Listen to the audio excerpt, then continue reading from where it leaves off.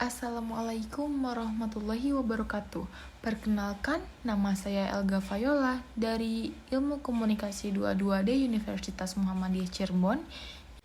Ingin menjelaskan mengenai aplikasi konsep manajemen komunikasi. Yang pertama, ada definisi manajemen komunikasi.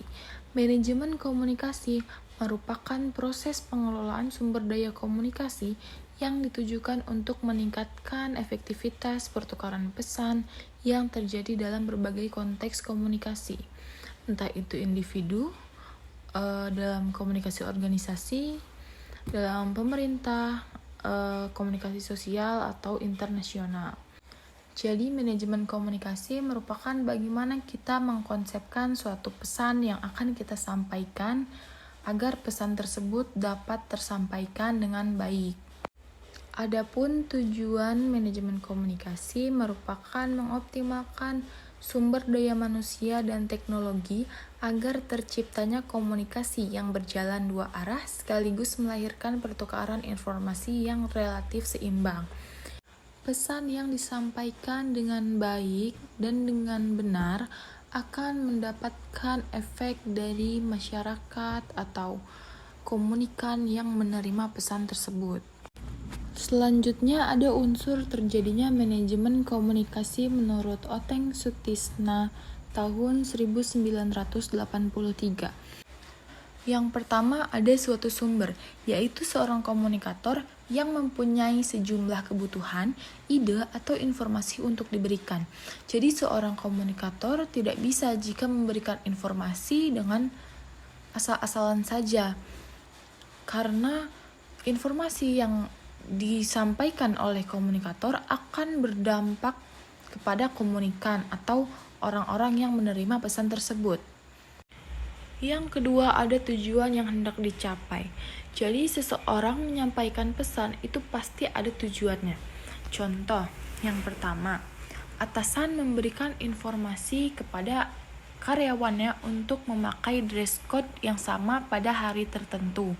Informasi ini diberitahukan kepada karyawan agar para karyawan menggunakan seragam atau dress code yang serempak pada hari tersebut.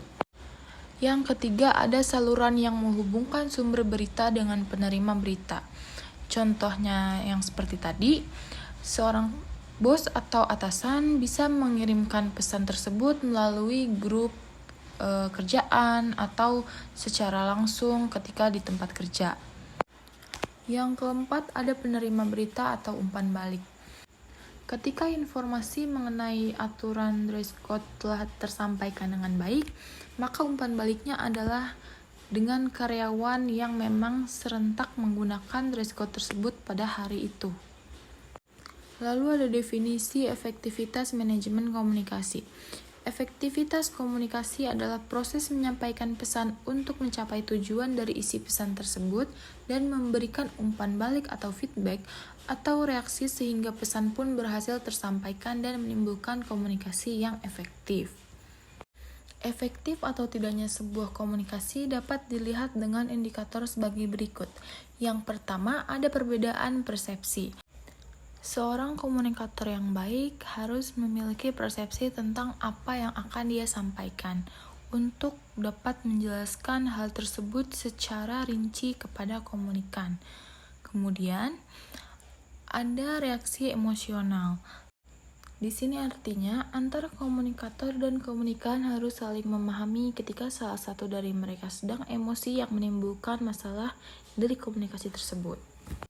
Lalu ada ketidakkonsistenan komunikasi verbal dan nonverbal, yaitu mencakup semua stimulus dalam peristiwa komunikasi baik yang dihasilkan oleh manusia maupun lingkungan.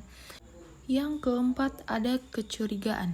Seorang komunikan mempercayai atau mencurigai suatu pesan pada umumnya merupakan fungsi kredibilitas dari pengiriman dan pemikiran dari penerima pesan. Menurut Stewart L. Dubs, komunikasi dapat dikatakan efektif apabila ada 5 indikasi, yaitu sebagai berikut. Yang pertama ada pengertian, di mana seorang komunikan dapat mengerti, dapat memahami apa yang disampaikan oleh komunikator. Yang kedua, ada kesenangan. Komunikasi dapat menyebabkan hubungan antar individu menjadi hangat, akrab, dan menyenangkan. Yang ketiga, ada pengaruh pada sikap. Komunikasi biasa dilakukan untuk mempengaruhi orang lain. Yang keempat, ada hubungan sosial yang baik, di mana komunikasi ditunjukkan untuk menumbuhkan hubungan sosial yang baik. Bagaimana cara kita berinteraksi dengan orang lain, bagaimana cara kita memahami orang yang ada di sekitar kita dan di lingkungan kita. Yang kelima, ada tindakan. Tindakan persuasi dalam komunikasi digunakan untuk mempengaruhi sikap persuasif dan diperlukan untuk memperoleh tindakan yang dikehendaki komunikator. Adapun usaha mengefektifkan komunikasi menurut Anne Ellenson. A. Tidak memandang latar belakang setiap lawan bicara. Yang kedua, komunikator dan komunikan saling mengerti, di mana komunikator dan komunikan saling memahami apa yang sedang mereka bahas, apa yang sedang mereka bicarakan. Yang ketiga, menjadi pendengar yang baik. Jika ada temanmu sedang berbicara, tolong dengarkan baik-baik terlebih dahulu. Atau jika ada seorang yang sedang memberikan informasi, simak baik-baik informasi tersebut agar dapat kamu pahami isinya. Yang keempat, usahakan agar pikiran dan pengalaman sejalan. Kita akan merasa senang ketika kita menemukan teman yang memiliki hobi yang sama, memiliki pengalaman yang sama, atau ketertarikan yang sama akan suatu hal. Yang kelima, berinisiatif untuk memberikan jalan keluar penyelesaian masalah. Yang keenam, menjadi seorang komunikator yang dapat dipercaya. Yang ketujuh, memberikan motivasi pada komunikan. Dan yang terakhir, terbuka dan ramah pada pandangan atau pendapat komunikan. Prinsip komunikasi efektif yang pertama ada respect. Respect merupakan rasa hormat kita kepada lawan bicara kita. Yang kedua ada empati. Empati adalah kemampuan untuk menempatkan diri sendiri pada situasi yang sedang dihadapi oleh lawan bicara atau orang lain. Yang ketiga ada audible. Audible merupakan bahwa pesan harus dapat didengar dan dapat dimengerti oleh komunikan dengan baik. Yang keempat ada clarity. Clarity adalah kejelasan pesan yang disampaikan. Jadi isi pesan tersebut harus benar-benar jelas. Yang kelima ada humble, atau biasa disebut sikap rendah hati. Sekarang kita masuk ke manajemen dan manajer komunikasi. Seorang manajer komunikasi harus mampu melakukan proses manajemen untuk tercapainya tujuan komunikasi tersebut. Ada beberapa peran yang harus dimainkan para manajer secara seimbang, sehingga diperlukan orang-orang yang tepat untuk menjalankan peran-peran tersebut.